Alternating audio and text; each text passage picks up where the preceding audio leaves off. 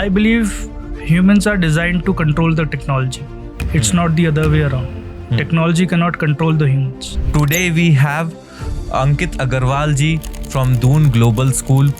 Ankit Agarwal ji had started from 2007 and now he's running that school from last 20 plus years. Let's see how this rolls out. Quite excited to be here. What are your thoughts on AI in education?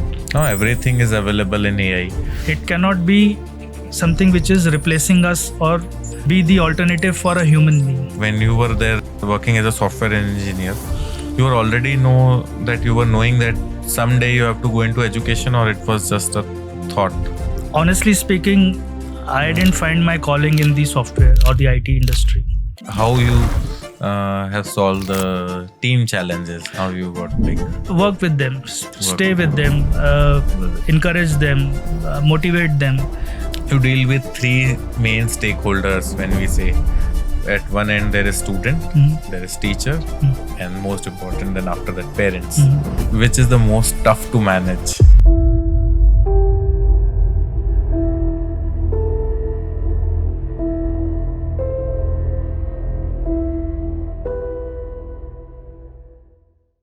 Welcome to another episode of Eduvoice. Today we have Ankit Agarwal ji from Doon Global School.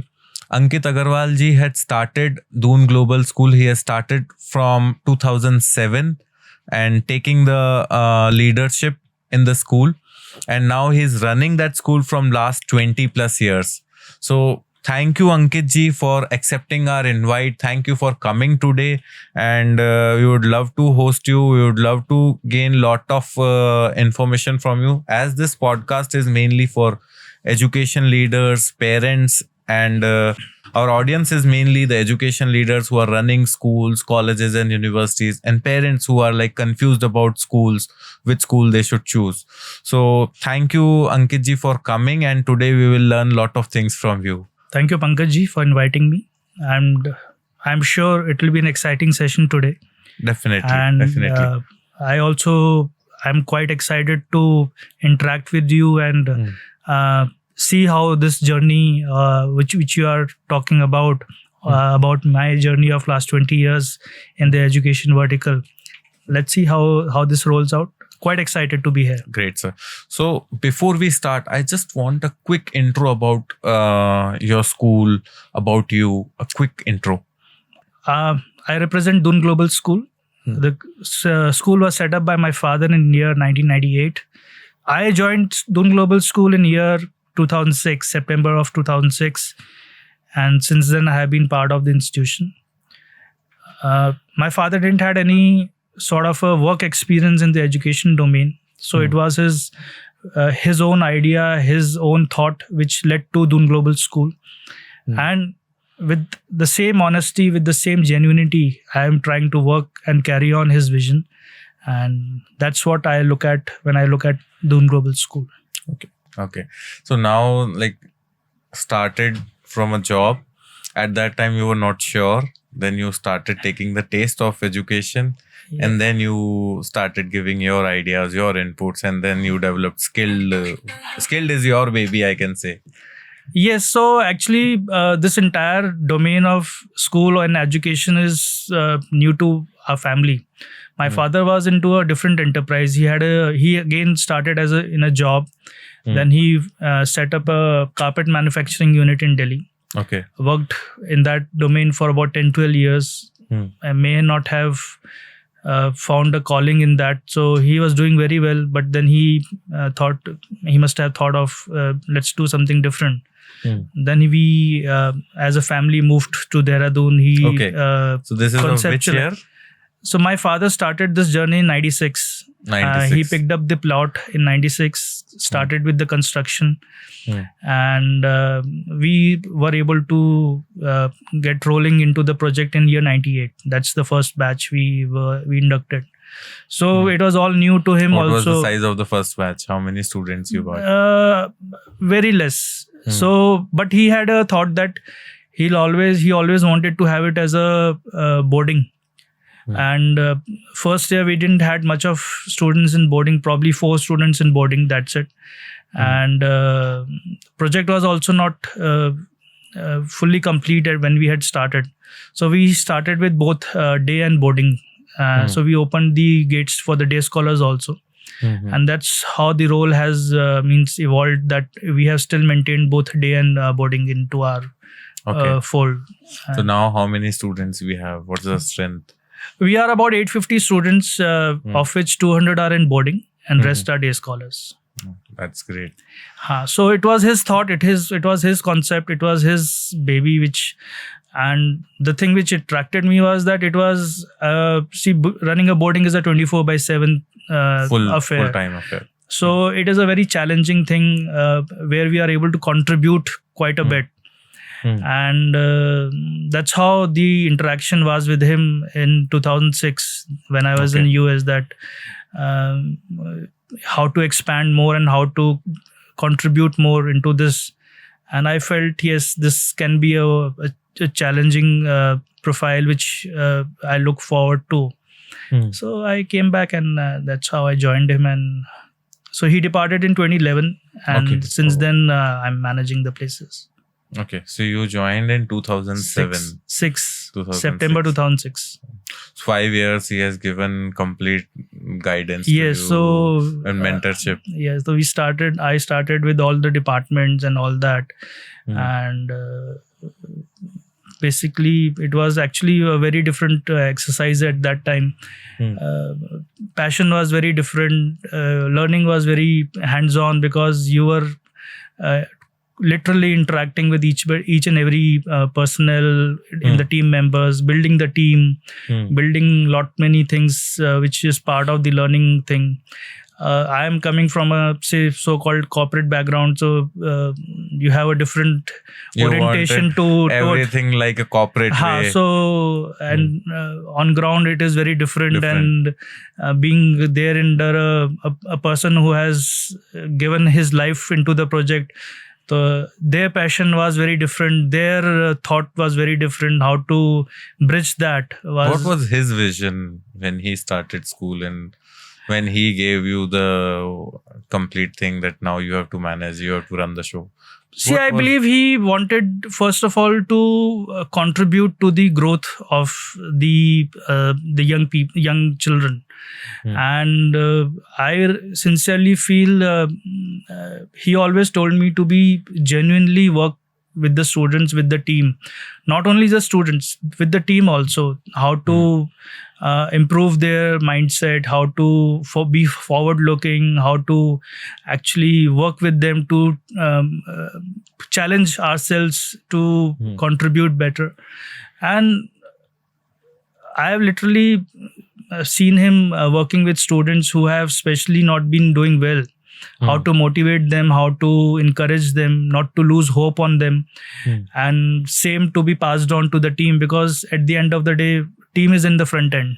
Totally. So we are dependent on the team to execute certain things. So how we motivate, how we handhold, how we encourage, that was my initial learning which I observed through him. And that's what has stayed with me. And if we are able to genuinely contribute to the growth of our children, students, our team, I'm sure we have seen a lot of wonders happening.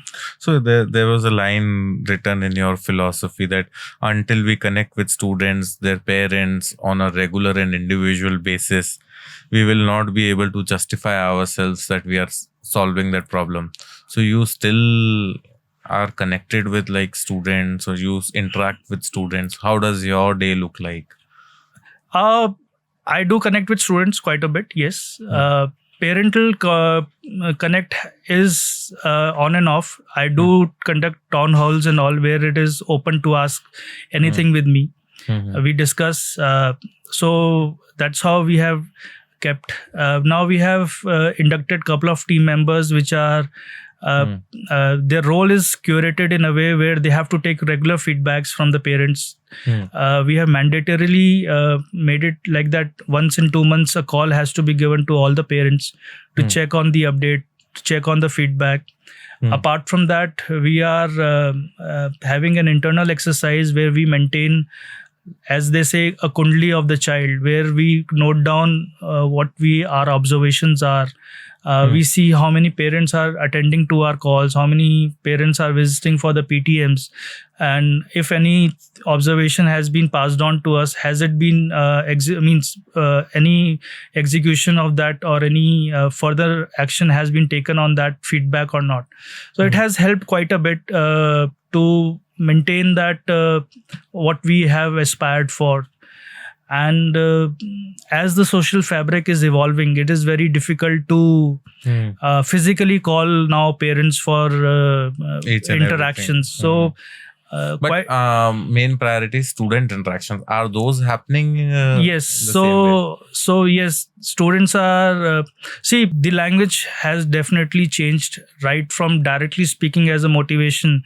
It is more by working with them, more by connecting with them, more by giving them the opportunity and making them realize that what we are giving them is how it will help to build their lives in time to come, is where we are trying to connect. See, आजकल ज्ञान कोई लेना नहीं चाहता directly. So you have to package it in a way where it is more relatable, more connected in their thoughts, and then work with them on those lines to give them that encouragement, give them that platform, and I'm sure many of them take that in a very positive way. Okay. Great. So you took the journey, you started from 2006 and now it's 2026. So I think 20 years. What were the initial challenges when you came and joined the school? Our numbers were less. We had a not so settled team in terms of our boarding unit. So initial thought was to build the team, and that was a time when some of our key resources, key teachers who had spent say about 5-7 years, which was very critical to stabilize a good project, had just left. They left for the more greener pastures, I'm sure. So we were rebuilding the team. We were putting because team is the fundamentally the binding force of the any institution, and that was a initial thing which I observed, that we have to really build a good team which gives us 7, 8, 10 years continuous, and that's where I felt that was the one thing. Second, since project was stable in terms of economics wise, but it was we were on the cusp of heavy investments into building and infrastructures and all that. So we had to plan next 3 to 5 years so that we can for the financials and all. And that's the time when my father also departed in those 5 years. So it was on and off. And so how you managed those challenges? How you solved that? So it as you walk, you gain that momentum, you gain that experience, you gain that confidence. And first, how you have solved the team challenges? How you got work with them, stay with them, encourage them, motivate them.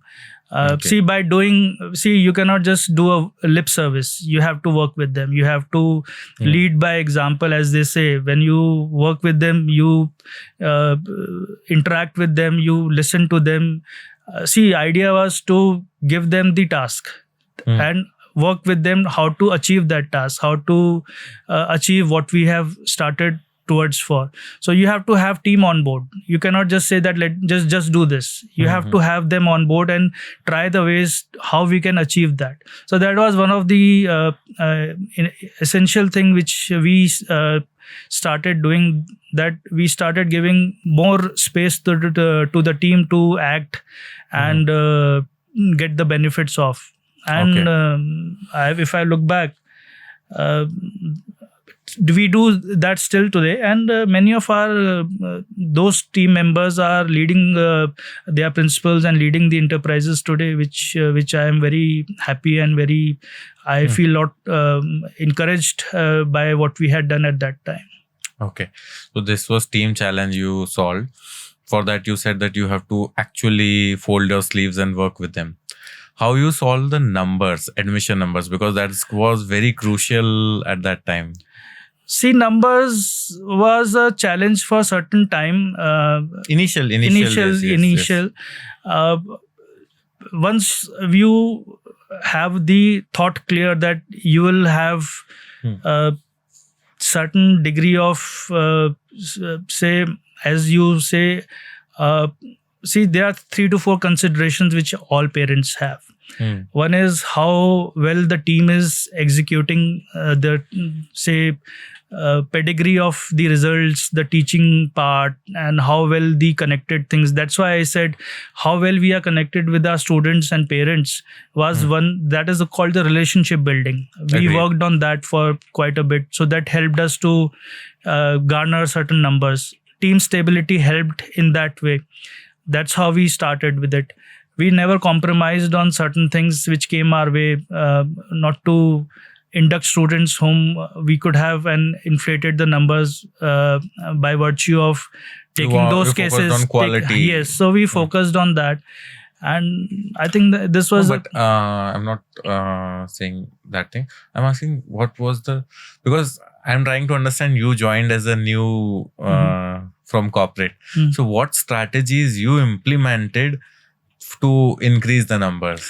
I think what strategies worked at that time? So this was actually, this was all part of the strategy only, that how to motivate the team. See, at the end of the day, for example, if I had, say, 700 students at that time, so those 700 students are my walking ambassadors. Their parents are my walking ambassadors.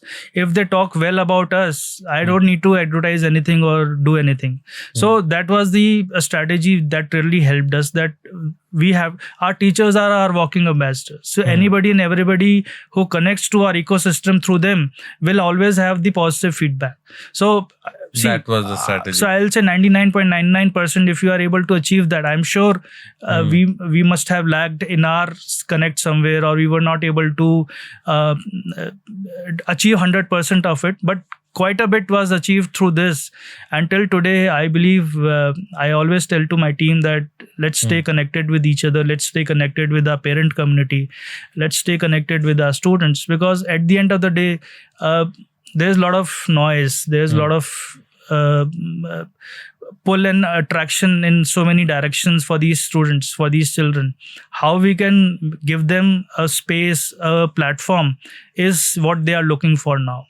So that's how we have achieved it over there. And it's a continuous journey. See, it's never a one-day job. It's always, it continues. Challenges of that day may be different from today. So it's a continuous thing which has been going on. Okay, great.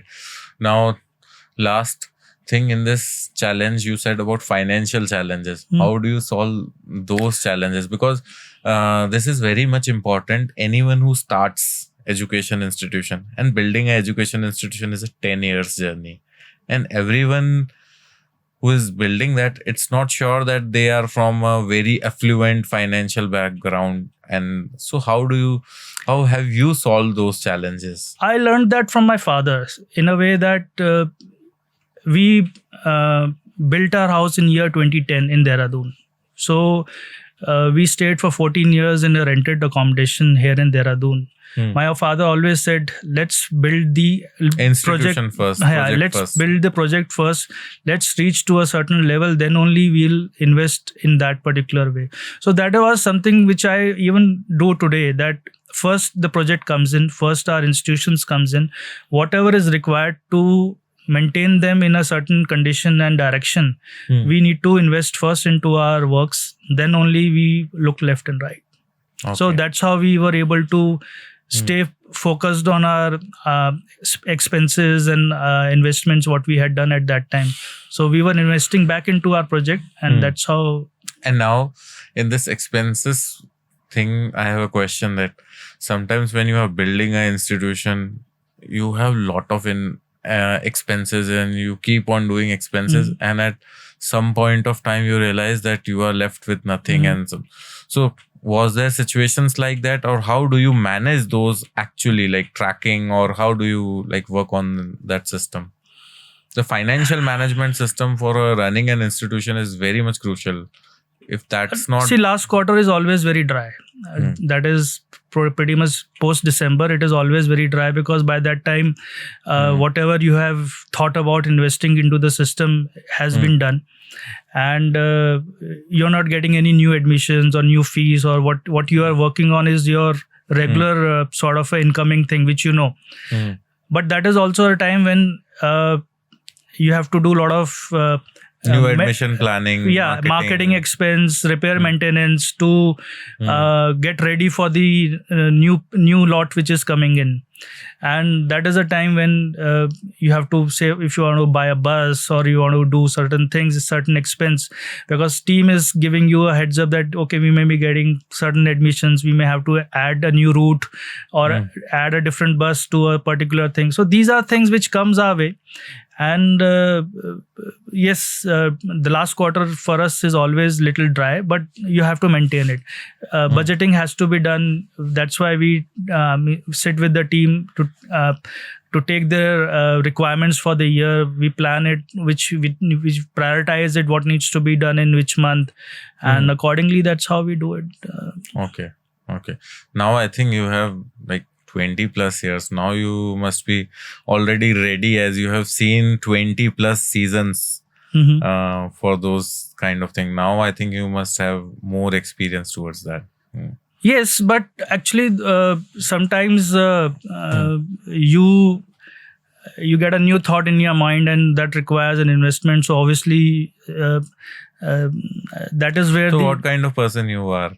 Like sometimes you see a new thing and that you feel that is very much important for institution and you just immediately purchase that, or you plan and think on that and for after a time 3-4 months 6 months you go for that? It's a mixed bag actually. It's a mixed bag. Sometimes you feel something which is there, you will definitely not waste time and do it. And sometimes you also have to wait upon and see which are more greener months in terms of financials. Then you can actually go ahead and do those things. So it's a mixed bag. Was there anything in which you were very much... Sometimes we have to buy something for us, let's say a car. So we think on that, we check every detail. So when we talk about school point of view, institution point of view, what was that thing which you took a decision and you were like very much thinking about that day and night, that yes, I have to make this in my institution? There are many various things. See, when we have to add certain sports infra, we need to prioritize it, whether to do it in the current session or packet for the next session. We're building an auditorium or something like that, which requires, because it is not just building an infra, it is also it disturbs the regular school movement of our children and other things. You also have to do that. Obviously the financial element is always a critical element when you are planning certain things, but sometimes it is a must to act upon so that you are able to get the deliverables right in 3 to 6 months. So you have to act then that very moment and invest in those areas which requires. So that's why I said it's always a mix of decisions which happens. In the back of like when you were there working as a software engineer, you were already knowing that someday you have to go into education, or it was just a thought? My father never pressurized me into it, or never gave me a thing that you do this or you do that. Honestly speaking, I didn't find my calling in the software or the IT industry. Probably I wanted to get a hang of corporate world. That was a very early life for us. First time earning independently, you are spending, not bounded by anything. But at certain point of time, I did realize that software is not my calling. I need more challenging assignment for myself. And our project needed more time in terms of us spending on it and working to build it what it needs to be. So I found it as one of my go-to thing that let's take up a bigger challenge. And that's what when my father consulted me, and I said, yes, give me 6 months, I'll come back. So this is a very old institution, if we say that it started from 1996. 1998 was the first batch. So definitely a 28 years old institution. There's a legacy involved. So at times, what do you feel? You also feel pressurized on the performance part? Do you ever feel that weight of that it's already established? Nothing. Mm. See, when you are professionally in that zone, there will be good days, there will be bad days. I'll not be able to 100% give every time in terms of my output, my results, or my whatever my performance metrics may be, because at the end of the day, we are working with humans. So somebody may have an off day, somebody may have something which may render certain outputs in that direction. But we are professionals. We have to stay committed and be forward looking in terms of our approach, in terms of our investment back into the system. That is never compromised, and that has always been the central thought for us. Okay, great. Now, what's your vision after this? Like it's already 28 years past, and you have already built one more school, as you mentioned, in Saharanpur. What's your vision? Like, where do you see, like, in next 10 years, what you will be building? See, I'm working on a lot of new thoughts in terms of integrating technology into our affairs, internal affairs. Okay. In terms of how to make our regular education delivery more exciting. Whatever the internal processes are, to make them technology oriented. Because right now the CBSE is not offering any sort of a technology integration in terms of, say, assessment or anything, or teaching impartment or anything. But going forward, as we are into the digital world, we have to integrate with the modern day need, wherein the child of today is learning more from gadgets than the teacher himself or herself. So it is where we have to tune them also into learning through digital forums, spending time on self-learning, because see, self-learning is a very essential element of child's growth. You cannot always time have somebody around. So self-learning may be a supervised learning, maybe a technology, maybe a human intervention, but at the end of the day, these are the things which will be a part of regular any learning environment. So we are trying to build systems wherein we enable our children and enable our team to onboard such platforms. Okay. Got it. Now let's talk about children. Like, you talk about building a child who is not just exam ready, who is life ready. So what activities do you do in school so they become life ready? So we have just started with a lot of things in a way wherein we try it in our boardings to start with. That is, there are few things, part of self-grooming, how you dress up, how you maintain your rooms, how you conduct yourself in, say, in public areas like your dining halls and other areas. So we have to groom them in a way. Then one of a very important life skill which will be critical in time to come will be basic cooking. Basic cooking, yes. So where when I look at many of us in a younger age who have experienced of leaving their homes and staying on our own, all alone. So they have to have certain basic cooking skills. Yes. You may be in India, you may be outside anywhere.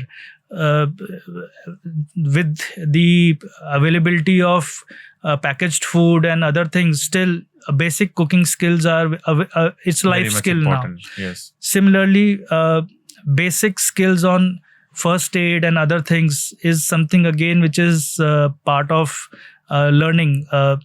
You should be able to apply basic things if there is any medical requirement to you. So that is where, because many times you are alone, you have to look after yourself. So self-help is something which we are trying to inculcate. You solving that. So we have to encourage and motivate our students and team to talk about on these things. Another thing which will be a very important life skill is financial literacy. Okay. With younger generation having the digital technology, they are just tapping their phones, or they are just tapping the things, and not knowing what to, or what is incoming as a salary to them, or whatever their earnings, how they are actually making the judicial steps to spending and things also. So that is what another important life skill is, which we are actually talking about to our children. That if you're getting certain learning on those directions, that is again a very helpful thing for them. So if I talk about skills, life skills, you are like working on the cooking part. Yes. And the financial literacy part. Financial literacy, cooking, self-learning. Because see, that's what I told you. Many times child is quite happy to be alone, and how when they are alone, they are managing themselves. Are they constructive? Are they in the right direction? And learning is one of the more important aspects when you are alone. You may pick up a book, you may go be on the internet, or you may listen to some podcast or some webinars or something. How are we alone managing ourselves? That is something which anybody and everybody should be able to do it. Yes. So that's how. So now, first thing I would like to ask, like, how to ensure that these things just not remain in paper but actually show in classrooms? What's your involvement in these things? See, as I just mentioned some time back, we are maintaining. Why I am asking, let me give you one more context. I have many of my friends, when they started their job, that time, let's say they started from 30,000, 40,000, as you mentioned about financial literacy. At that time, I can understand they used to say, "Bhai, abhi paise nahi hai." Matlab salary aati hai and it's over. Now they may be on 3 lakh package, 4 lakh, 5 lakh per month, but still they are on the same stage. And what I observe, there is a pattern of expenses and how they are managing the thing. So that's why when you said financial management, I want to understand, like, how do we teach financial management actually to the younger children too nowadays? See, it is actually very as per your age. The thing is, like, for example, at Skilled, we take them to a departmental store, and what we tell them is, whatever you will pick up, you will have to pay for it. So if I enact in a way, it is all lip service. See, dummy, you can pick up and you are. So what we did this time was, we gave each a 10 rupee, each child a 10 rupee note, and say, you can pick one banana. So while going, you can just pay for that banana. So that was to create a storytelling for them, in a way that whatever you will pick up in a departmental store, you will have to pay and go. So that was a learning activity. Agreed. Similarly, that is like, I'm talking about for a 5-year, 6-year-old, that is what the activity was. As we grow now, as we send our students for outings and other things, so we give them, say, for example, 500 rupees, example. So we tell them that what will be your priority of that day? Will that be food? Will that be some cosmetic or something? See, they are on a limited thing. Agreed. So how they actually make a judicious call that what to buy from that 500. Yes. See, other things are looked after. Their travel is looked after. They are going in a school bus. They are coming in a school bus. They are in a secured environment. But that 500 rupees is their privy call. What they do with that 500 rupees is something is their choice. So when they come back, see, we ask them, what किसी का मन है उसको खाना है, उसको कुछ different खाना था. उसने कहा यार मेरे को सिर्फ सर मुझे तो खाना होता है बस. किसी का नहीं, मुझे तो एक मेरी सिस्टर का बर्थडे आ रहा है, मुझे उसके लिए कुछ लेना था, तो मैंने हाँ कुछ है. तो that's how we started with it.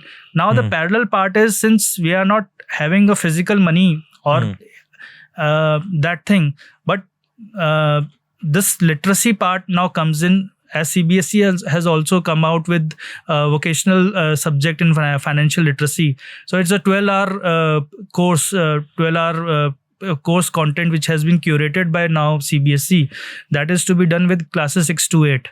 So that is again a helpful thing that we can now do it in a planned way. Now when we talk about life ready, competitive exam ready, traditional focus has always been on sciences. Commerce and humanities have been neglected or not have been given that weightage quite a bit. So again, now if we talk about financial literacy, and this is again financial literacy is across the border, means across sciences, humanities, commerce. It is not just for commerce students. That's for everyone. So that's how we have to program it and encourage our students to learn more, read more. So many things are coming. So new terms are there. What are mutual fund? What are this? What are that? So you start exposing them to these terminologies. Give them the sessions now. So that is what the plan from this year is, to give now curated sessions for these things also. Okay. What are the real changes you have made in your school also to align with these changes, align with your vision? We have earmarked certain budgetary expenses. We are doing a lot of internal cooking, see these what they call contests and other thing. So class wise we are doing that. As I just mentioned, we are having now a pathway of doing at least 2 sessions per month with visiting people, visiting faculties about financial literacy, and that will be purely on the lines of educating them on these investment areas and other things, and what is the economics of everything. So as part of physical interaction, it is always a two-way thing. You have a query, or if you don't have a query, you have to give a thought to the child and let them think about it. Let them go find the answers on them, if they have anything which we are able to plant in them in terms of a query or a question or something like that. That is where we are trying to enable a lot of interactive sessions, a lot of curated sessions, and make them have back and forth. Okay, great. Now, there is a concept like what I see: students pass from colleges, then when, let's say, student pass from schools, they move to colleges. After colleges, they move to companies, and companies always say that they are not employable. Students are not employable. They lack the skills and they lack the things. So, and a student has invested already 15-20 years of his life on all this education. So what do you think, what changes can be done at the school level so that this problem should be solved? I believe as a parent, as a teacher, we have to get connected with our children. We may be talking 100 things, but we are not talking on certain things in the direction what they are looking at. Many a times they are not inclined for certain career paths, but they were not able to, I'm talking from the student's perspective, they are not able to make a wise decision because they have certain pulls and pressures where they are directed in those directions. नहीं engineering करनी है, बड़े भाई ने किया था, उनके बेटे ने किया था, उनकी दीदी ने किया, ये किया, वो किया, जो भी. I am just giving you a normal talk which happens in our families and in our direction. If you are doing good in say 9th-10th and you have scored this much, you are for science only. That's what the regular things which the part of the dialogue or the interactions happen. We have to sit with our child and understand what directions do they take. At the end of the day, we have to make them stand on their own feet, make them confident, make them talk. See, first thing is make them talk, make them express themselves. If they are doing so, I'm sure they will do well in life. The people who are not expressing themselves, who are not able to talk out, They are the ones who are always under that pressure, and they sometimes then balk out from it. They break into under that pressure. So a confident child, a child who's able to express, that's where we have to build. And it comes with a lot of packaging. We have to encourage them. We have to be with them. We have to sometimes hold their hand and give them a positive push. Give them the encouragement to perform on their own. It's fine to fail. You may not perform on that day. It may be a bad day. Come back next day and perform. See, at the end of the day, it is not the end of the world. For us, we also, if I look back myself, my son is 100 times better than of the same age what he is today. Agreed. This generation is 100 times better than me. Yes. I'm talking about the generation which we are working is a fantastic generation. It just needs the direction. It just needs the positive sense to be given to them. I'm sure they will do well. But when we talk to corporates, they are like very much confused how to deal with Gen Zs. What's your opinion on that? See, at the end of the day, we have to realize we are in a different world order. Both work order also and world order also. With so much of halla gulla happening, AI is coming or AI is here, it is eating out this and that. I'm sure there will be a lot of transformations which will happen. But at the end of the day, if you are good in something, you will be taken up by the corporate. Agreed. So there is, you cannot, see, we have a challenge of the number of people being passed out in terms of the graduates which are coming our way. Our idea has to increase the scale of our businesses, to scale our work, to help them, if they have the entrepreneurial spirit, I have to encourage their spirit. Everybody will not reach where they are thought, or which they have a thought for, but they will go some distance. And if they continue their journey, I'm sure they will go ahead. So I see, it is definitely, if I look back and say it's the system, it's this, no. It has always been there. We have been part of that system. We have come out of that system. We have to work with that system. We cannot change it. But we have to analyze what is working and what is not working. Be with that child. Be the support which they require. Be the guiding force which the they main require. thing is you want to say that you stay connected. No, yeah. See, at the end of the day, how will you do it? आप उसको से book देख के थोड़ी ना बोल सकते हैं कि ये पढ़ के आ जाओ, या मैं ये बोल रहा हूँ ये पढ़ लो. उनका इंटरेस्ट भी तो होना चाहिए उसमें. उसका इंटरेस्ट ही नहीं है. If he is not interested to read that book, I'm first talking about reading that book. I'm not talking about the contents.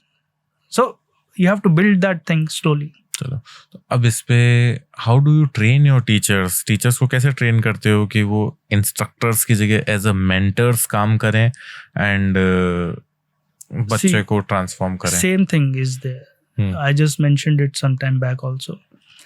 We work with them in a way that this needs to be done. Now tell me how it can be done.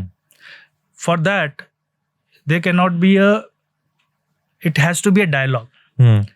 It cannot be just one-way street. It has to be a two-way street. So we have to now empower our teachers to be a two-way street also. Traditional system was, वो जो मैंने बोल दिया वो ठीक है, या जो मैंने बोल रहा हूँ वो करो. लेकिन हमें उनको ये भी समझाना है why this will be helpful. First I have to talk to my teacher and tell them why this will be helpful. If you are adapting to the new way of approaching the thing, you will be able to get a better response from your students. So at the end of the day, it is all interconnected. Okay. And when you say that teachers को कि चलो ये नया method implement करना है, you went to a conference and you learn something new style, and when you say, do you think that many times there must be resistance also from teachers, and then how do you deal with that? Many times, yes. It happens. Obviously, it's because a very natural they thing. say that's 100% natural. They are not wrong on their part. They say that I am doing this from last 10 years, 15 years, and you are just sitting on a different office. So at that time, how do you tackle that? How do you manage that situation?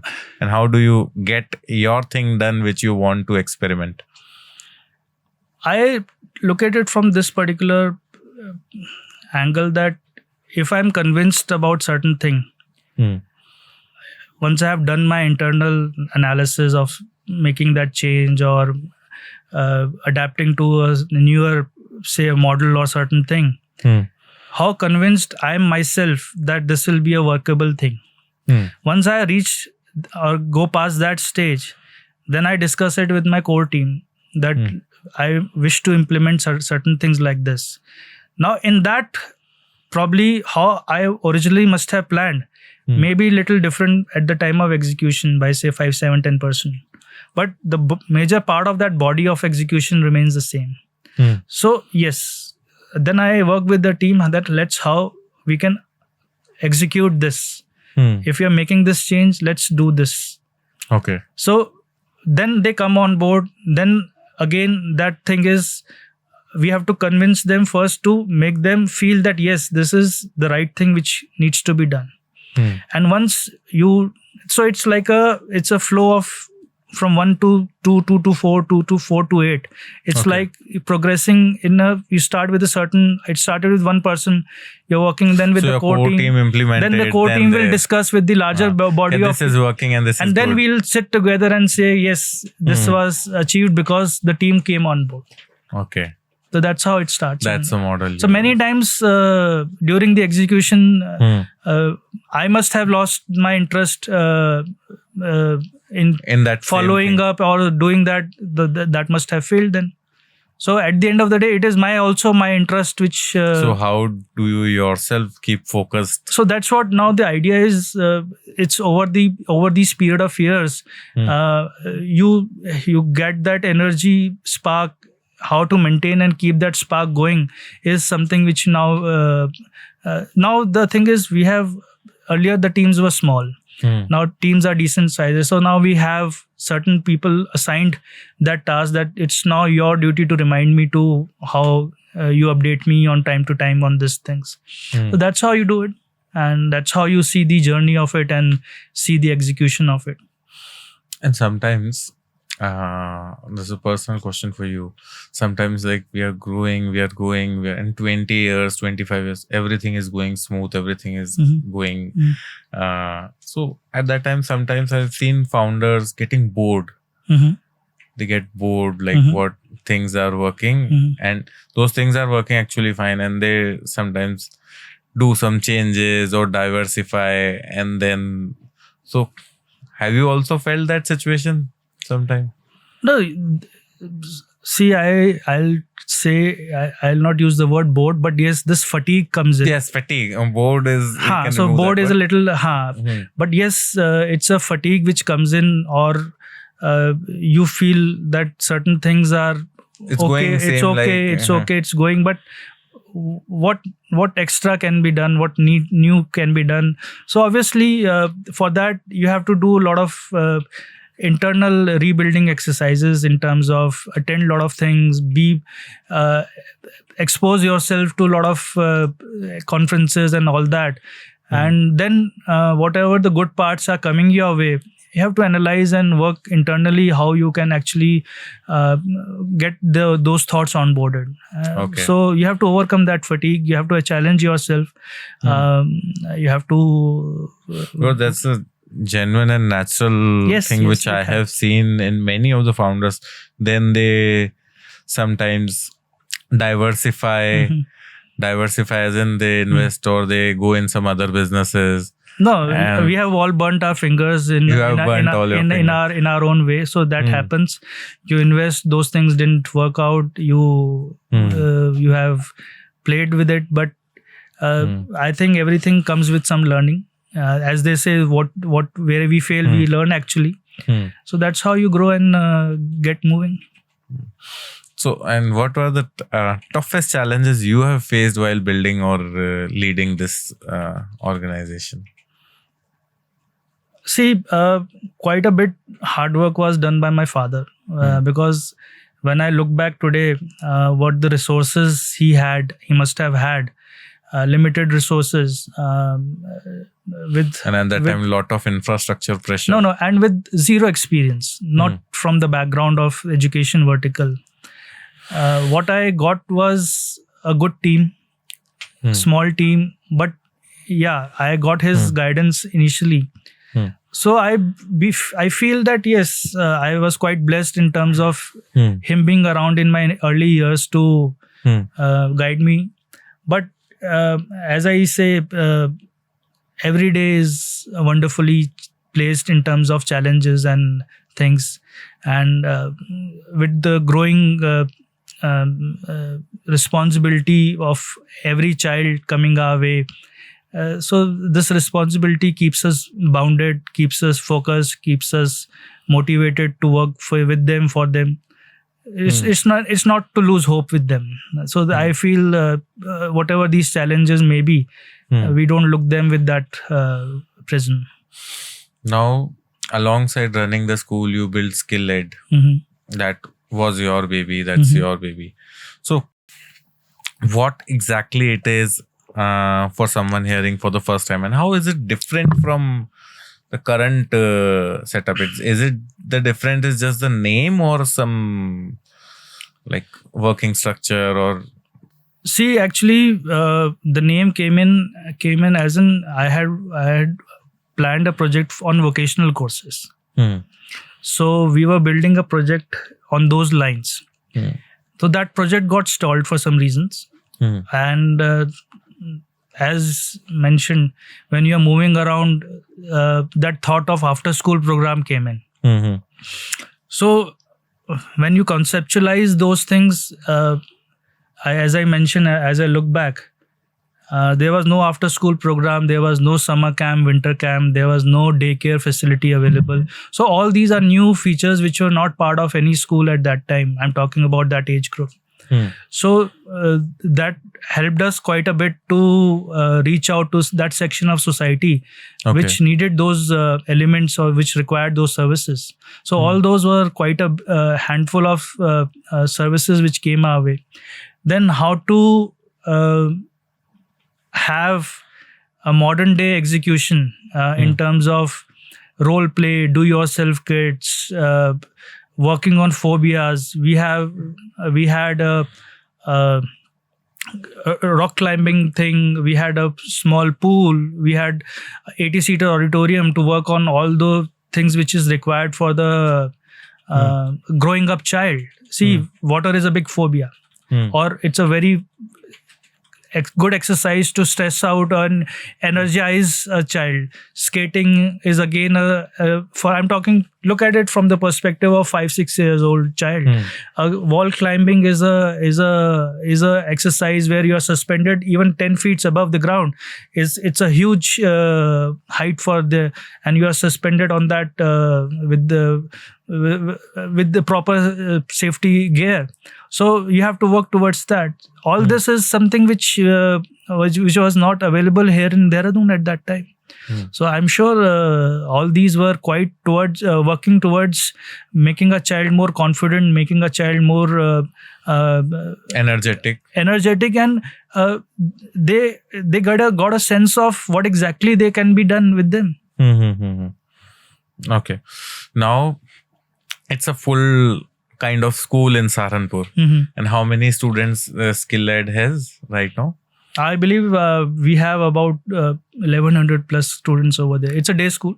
Day school. Yes, you mentioned that it's a full day school now. Yes. So what started as an evening school is now a day school? So I realized that in first 2 months only that this purely an after school program will not work. Economics wise, business economics was not. So we were at a rented place, so we picked up a place, we built the Skilled. Since it was built, so we could have whatever our thoughts, we could have actually, we tried it over there, right from 80-seater auditorium to a pool to wall climbing or whatever you may talk about. So once you curate a place like that, that becomes an say mini model of what you wish to do in a bigger sort of a setup. So we then you worked on a prototype first. Yeah, so we brought many good things from Skilled to Doon Global also in terms of what we had thought of, and similar things we took it to the full school at Saranpur. Okay, great. Now you are building two things parallelly. One is already your school you are running and building a platform, and which you have started from scratch. And definitely that needs full time or more intense focus. So how have you balanced running both, and how was there a balance, or your time was more in skilled part? What was No, I'm not spending much time at skilled in terms of physical presence. I spend most of my time at Doon Global. All my teams are sitting with me at Doon Global for the new project also and the existing ones. We are a professionally managed place. All our projects are run by the teams. We have our regular meetings. We have our regular things. So they have the professional independence to run and execute things on their own. So that is what we have achieved and we wish to work towards. And because of that, it gives me that extra time or spare time to work on newer thoughts. That's how I'm managing it. Okay, so what's the new thing coming? So we actually did a pilot. It's a mock board examination under PRAAS assessments. So what we did was we put together certain schools as a pilot, and we did a replica of the CBSE board exams. So we conducted like a mock board examinations as they do, putting up a center. Students will come there.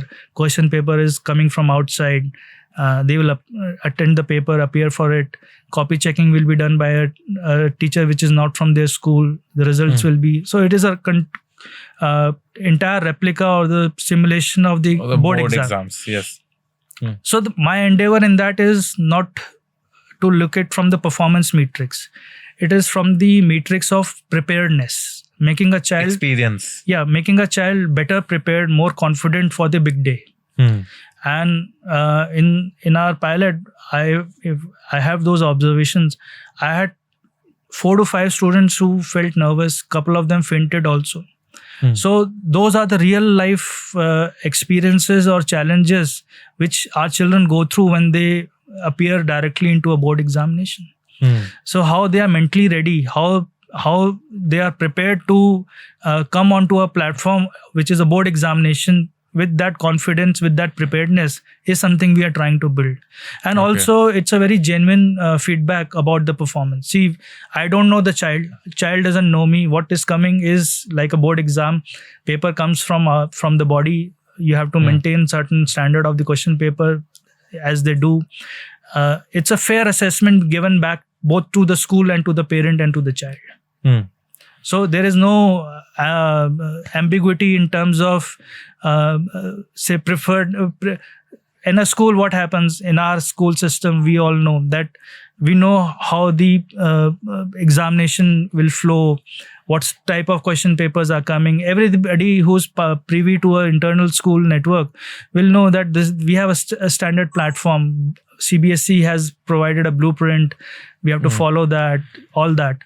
But an element of preparedness is missing, or giving them a better confident environment is what is required today to make a child more prepared, attentive for the big day. So that is how we are.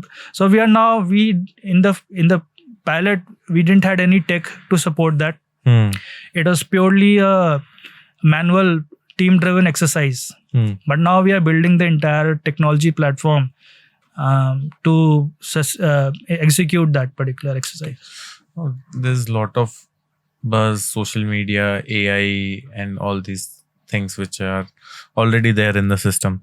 So how do you manage the emotional well-being of children? And as you have also built counseling in your system. So how are we counseling the students nowadays? See, I again come back to my original thing. It is how well you stay connected with your students and parent community.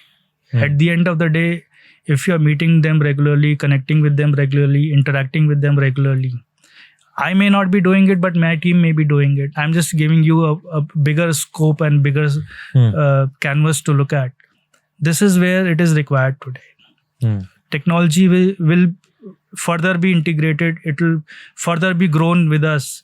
Hmm. But the human intervention cannot be taken out from the system. See, I'm sure we always, when we look at our next generation, a thought must have come to us what they will do, or we feel little challenged in a way that how will they succeed in life or not. That's a very natural thought which comes as a parent or as a teacher. But I'm sure you have to stay focused. You have to come back next day with the newer Josh and newer energy and work with them and make that happen. It is we who will be the change. Okay, got it. Now, what are your thoughts on AI in education? Because earlier school was like you have to learn the concepts and you have to write on the paper and you have to clear the exam. Now everything is available in AI. So it's the more thing is like how you use that information and how you implement that. So what do you think, what changes will be there? I believe humans are designed to control the technology. It's not the other way around. Technology cannot control the humans. If we allow to do that, obviously we'll always be under the stress. So let's first make the technology a usable platform for us. It cannot be something which is replacing us or be the alternative for a human being. For a child, for anybody who is using AI or any technology, it is them who is controlling that technology and other thing.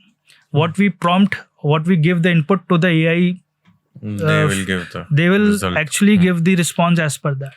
So that is how I look at things, and that is what the idea of today is. You don't need to let that technology overpower us. Yes, it's an aid, it's a tool which will help us to grow and improve. I look at it from that perspective. Okay, but you are also from a tech background, so structured thinking, data, systems. You were there, you started your journey from that. How much that have you applied in actually running a school? Because running a school earlier was a traditional kind of thing. I'm very casual or lazy when it comes to these things, but I have now realized in last 3-4 years. The devil lies in the details, or the success lies in these details. How much you actually go back and do your data crunching, do your data analysis, you do a lot of things, and the answers are lying there. And I'm sure once we realize that, the things which you want to improve, you will improve. If you analyze your own data, maybe you can save 20-50 lakhs a year. Yes. That can be a minimum thing. Yes. Not just financially. I'm talking about... But your insight. Performances also. I'm talking about improving the overall standings of certain areas which we are looking at. But what different you are running? Like what different you are doing? How do you... Because you are from not from a traditional education background. You are from a technical background. So how do you run that school in a different way? See, I may be from a technical background, but I have now given 20 years. If I look back, it's my major chunk of my system that is running on the education. I have an additional layer of technology which is I was exposed to, or I'm still exposed to. But I really feel education is ever evolving, ever improving. One set of things which is working in one institution may not 100% work in the other. So you have to internally curate and blend it into what is working for you and how you design your things internally. Okay, got it. And you deal with 3 main stakeholders when we say at one end there is student, there is teacher, and most important then after that parents. So which is the most tough to manage? Nothing is tough to manage. Everybody comes with their own requirements. They come with their own things. Team is internal to the system. They come with the different requirements. Students are the time they spend quite a bit of time. We have a certain exposure with them in terms of physical. We see them, we look at them, we observe them. Parents is the only entity which we have a limited, say, meeting points. So that is I'll say it's where we need to have the best connect in terms of be connected in what we are doing and what they wish to connect back. So if we are establishing that connect well, I believe that's the only thing. Otherwise, there is no challenge. All three have their own set of requirements, and you have to look after them in that same spirit. Okay. And now, where do you see Doon Global School in next 5 to 10 years? What's your 5-year plan? I don't next? know. Nothing. I don't have any plans. I don't have anything written somewhere. Okay. I didn't know that I was doing PRAAS 3 years back. I'm doing it. So what comes my way, I will do it. How it will be, it should be a better version of how it is today. That is it. I'll just maintain. Constantly improvement. Constantly. Yes. Okay. So now let's go for some rapid fire. One book every educator in India must read. One book. Educator. Why educator only? Means any. Just school owners or school fraternity, they should read. I think first of all, if you are in the habit of reading, read different variety of things. Let's not stick to anything. Like I'm working on entrepreneurial things, so 0 to 1 is something which I will recommend to anybody who's looking for entrepreneurial thought. Maybe if you're looking at internal peace, probably Siddhartha, maybe a book which can be read, something to be. Similarly, there are so many things which I just have been recommended. This book, Loon Shots. Okay. It is just I have received it 2 days back. I have not started, but the premise of it is to have crazy ideas and work towards achieving them and making them a success. Okay. So what is going inside you you have to align your reading as per that. Okay. So the biggest myth about boarding schools in India. I don't know about myths, any myths are there or anything. Boarding schools are a wonderful place to grow and achieve and do well in life. Okay. If you have to describe Doon Global School to parents, how will you describe? To parents who are looking for admission or who are looking for but are confused. So how will you explain them? We at Doon Global School are genuinely working with our children and parents. That is the only thing I can just say. I am committed to what a professional should be. It's a professional place, and at the end of the day, what we speak, we should be able to deliver. That is what we are. What is one thing that students are not being taught, but they should definitely be taught? They should definitely learn that thing. I think lot of or certain exposure on performing arts should be there for the children. As I mentioned, making them expressive, making them talking, making them confident is a exercise which comes with a lot of performing arts, with a lot of opportunities given to the child to face their friends and teachers. Because once you face them and speak, you will be a better version of yourself. Okay. Great. Now, explain a day of a student at Doon Global School, a boarding student from morning to evening. They get up early, 5:36 in the morning. They have morning PT time, say for half an hour, where they just physical exercises just to re-energize them, to wake them up basically. Then they get ready and they have their breakfast at 7:30. Report school by 8. Okay. So 8 to 2 is the regular school, 8 to 2:15. And post school time, they have their lunch 2:15 onwards. They directly go to their lunch dining hall. Then we have an optional class of from 3 to 4 for certain students. or it is a supervised self-learning time. Okay. Then 4 to 6:30 is about like sports time. They Okay. are open to pick and choose, and they are playing. Okay. Then they just come back, freshen up, have about 1.5 hours of again. So that time we have subject teachers available. If they have any doubts, they have certain things, they can sit with the teachers, or other it's a self-learning time again.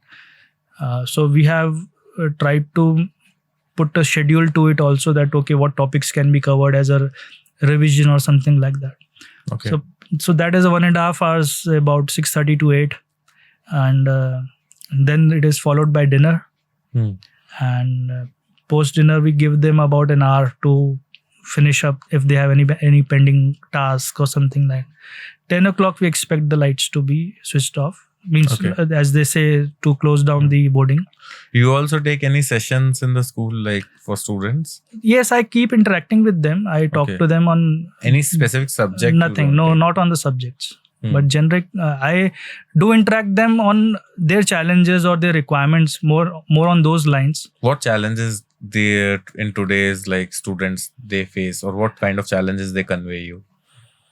See, in a boarding house, all type of students are there who are quite well focused on their career, so they require extra time for say their academic requirements. So or they require specialized places, and there are certain students who are not, for them academics is lesser in terms of their need.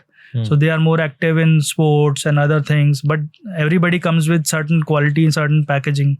So how we remain as a cohesive unit, because that's where we have to look after the needs of everybody. So these are the challenges which comes our way, that we require this, we require that. Regular things are there which are part of it. And then if you are exercising certain new say initiatives, so how we onboard them also, because see, we are doing certain initiatives for them with our mind, with our thought, but they also have to be on that mind, on that thought, to onboard on that initiative. Otherwise, how will they? It will be a one-way journey. So you have to encourage them, motivate them to onboard on that exercise or initiative. So those are the things which we do. Okay, great. I think you have given so much insights, so thank you so much for that. Now let's talk about some, like, as our podcast is also for education institutions who are like seeing the content. So mainly they are running the schools, they are running the shows. So from their perspective, what do you feel like right now? How is the admission system has changed, and how we are getting the admissions, and mainly what sort of marketing activities are we using in the school right now? I believe I cannot advise or give anything to anybody, but my thought will be admissions are the byproduct of what we are doing. If we are, our goal orientation is not admissions. Our goal orientation should be improvement of our internal systems. If we are performing well internally, the output will come as admissions. Definitely, that's true. So that is the first rule. Our students, our parents, our teachers are our walking ambassadors. So it is now continuing the first premise, that do well internally, have positive user community, that is our students, parents, teachers, they work for us. Third thing, or the next thing, which is what we wish to do with our students, let's try and connect with that as a philosophy or as a messaging, and build our connect to the prospective parents, admissions. And I believe digital platform is the most central platform today to communicate to our audience. So focus on building such content, such connect which actually talks about what we intend to do, what we are doing. Just not covering what are internal events. Normally, our posts are what we are doing. You also have to build certain, say, positive communication of what we intend to do. What's your culture? What's your philosophy in your communication? And that has to be communicated regularly. Because at the end of the day, admissions is not happening because of just one post. It is how you are building a recall value for yourself, and that recall value has to have a lot of positivity attached to it. At the end of the day, we cannot just simply talk anything. You have to talk about what you are doing and actually showcasing that to that audience. Agreed. And you also take part in the marketing initiatives? Yes. Okay. So, like, you also give ideas like these communication should go in this way. What's your involvement? What does I think I am deeply involved. Okay. I am quite a bit involved, and I believe that's sales and marketing is something which is a very important role for any organization, because what we are doing, it has to be communicated well. And I really feel I have that layer in me which prompts me to think in that direction. Okay, great. And what sort of activities, how do you strategize your marketing? Or we can say, let's say if an institution who has just started and they are also focusing on marketing, so how should they strategize their marketing? See, marketing is an expensive forum or an expensive proposition. You cannot just go blindly. So you have to budget it out. So first thing is budgeting. Budgeting, yes. How much you wish to plan your expense in that direction. Good website, because website is one thing where everybody will come to. So it should be able to talk and give the necessary requirements to the audience which is coming. Obviously, our digital exposure in terms of what we are doing around the year, what messaging we wish to create, has to be planned and to be done regularly now. Okay. Lot of student-generated content, teacher-generated content, parent interactions, bites, their testimonials should be posted, and because that's the actual user's voice which is coming from us. See, a parent will not just simply say anything which, if he's not or if he's not happy, whatever his messaging is, you cannot say a parent कि आज ऐसा बोल दो. So we are not giving a script to them and say कि please आप ये बोल दीजिए. So now all this is part of the building exercise, and I believe you work on that. And then it's apply yourself. What is working, what is not working, how you can make it interesting, how you make it connective, how at the end of the day it should be a happy connecting. It should not be pinching them or not rubbing them in a wrong way. Over नहीं होना चाहिए. See, you cannot just blast it. Over नहीं हो सकते. You have to आपको decorum maintain करना है, आपको balance maintain करना है, and include a lot of inputs from the actual users, the students, the parents. If you are able to have that sort of a content which is going their way, it will be a nice connect. Okay. तो आपने school में कुछ ऐसी committees या कुछ ऐसा बना रखा है where students are also involved? We have just given a direction to our team to do 2 student-based outreaches every month. That is from grade 1 to 12th. 2 students talking to each other. We are trying to create a studio, something like a studio setup. So they may interact. We'll expand it between a teacher and a student. So idea is again how to be comfortable with the visual screens and how to see yourself. See, by seeing you on a if you Screen. see a recorded video of yourself, you'll try and improve it next time. Totally agree. So this is something which we have identified. So 2 students per month gives us roughly 50% of the strength. 24 students across or 20 students across the year.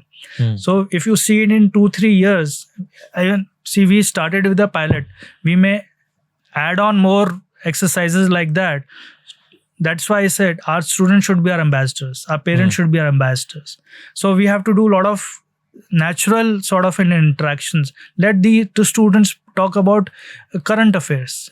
Maybe how the schools are. They may be talking about what they don't like in the school. Have that heart to listen to the actual users, and they're talking about what they don't like about it. That's the area of improvement which we are getting directly from our community.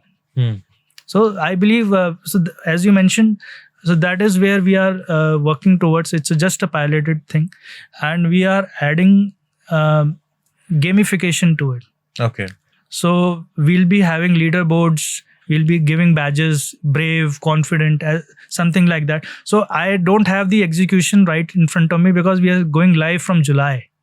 Because it's a summertime homework which is given to the team to come back in from July and roll out. Everything has been, again, I took help from AI to build that particular pilot, and so it'll be given a proper indigenous name to our system. My team will be in the forefront to execute it, and something which I'm quite excited to.